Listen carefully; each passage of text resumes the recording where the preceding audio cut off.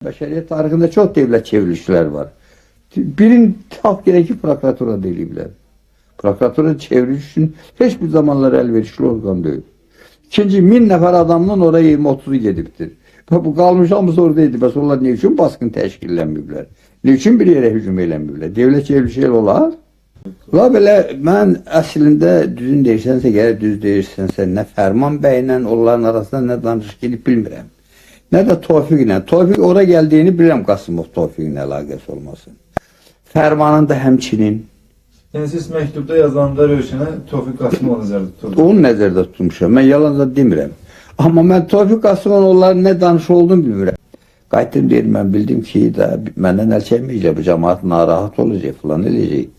Yoldaşı ilə uşağı göndərir də xalası evinə, yaxındadır nisbətən. Deyir də mən də çıxdım gəldim, amma ona ki mənim təhlükəsizliyim təmin etsin. Ki onda vaxtdakı belədir, sizin burada qalmanız da təhlükəlidir deyirsi belədir. Ki qardaş, siz də çıxın gedin xarici. Dedim xariciden Mahir dedi ki, ailəni burada tulluyaq sənin üstünə. Vətənimiz də burada qalsın, biz qaçıb gedək xarici. Hələ Qarabağ məsələsi həll edilməyib. Sabah bəlkə orada müharibə düşəndə deyicilər bu kadar qaçıblar xarici. Mən bunu eləyə bilmərim.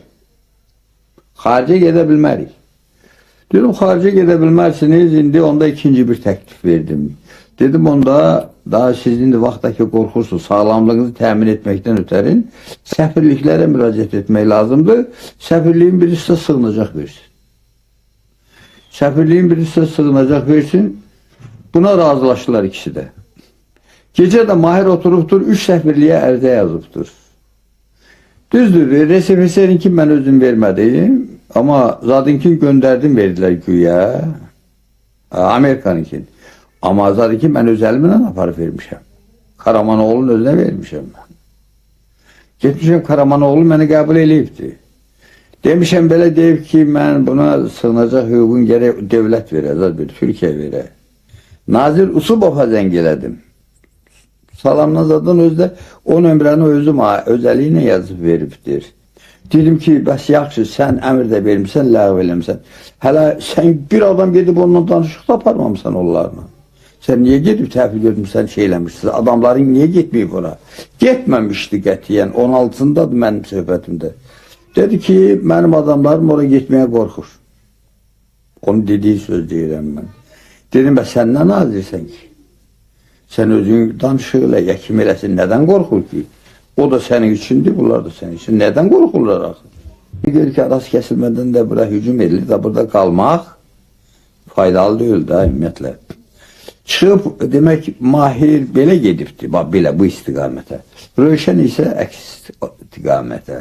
Məsələn, o Amanun özü aradan bəlkə də 2 saat geçibdi, 1 saatdan da çok geçibdi. Mahir çıxıb gedəndən azı 1 saat, 2 saat belə. Rövşən ondan sonra çıxıbdı oradan. Çıxıb aşıbdır o bir üzə bardan aşanda rast gəlibdir elə bunların birinci postuna hərbiyəlilərin. Atmayıblar onlar bunu, bu da onları atmayıb. İkinciyə keçib o da atmayıbdı. Onlar da piyada Amonlu uşaqları da yanında. Biri şoförüdür, 3'ü də Amonlu uşaqlarıdır.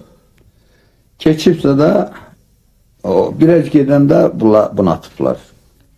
2 saattan sonra da mən, orada olandan 2 saattan sonra beni bıraktılar Rövşənin yanına. Ötdüm gördüm ölmüşdü ölməyini ama da onun qoyulan palatanı belə açanda gördüm hamısı qandı. Demək o qanın azı mən deyərəm bəlkə də 20-25%, bəlkə də çox orada axıbdı. Buna heç bir tibbi yardım edilməyib. Heç nə bir iğnə vurulub, nə bu zat. Özü də bunun qılçasının burasında da jigut var. Nötər olsa özü də bunu yuxarıdan vursa qanaxmanı kəsə bilərdi. Qayda qanunu. İndi buna güllə dəyib də buna psixoloji təsir də olubdur. Da indi eləməyiblər. Heç bir müalicə tədbiri görmür. Heç bir. Azərbaycan xalqı özü bu adamların taleyinə düzgün yanaşsın. Azərbaycan xalqı özü ümumiyyət etibarilə ağı qaradan seçə bilsin.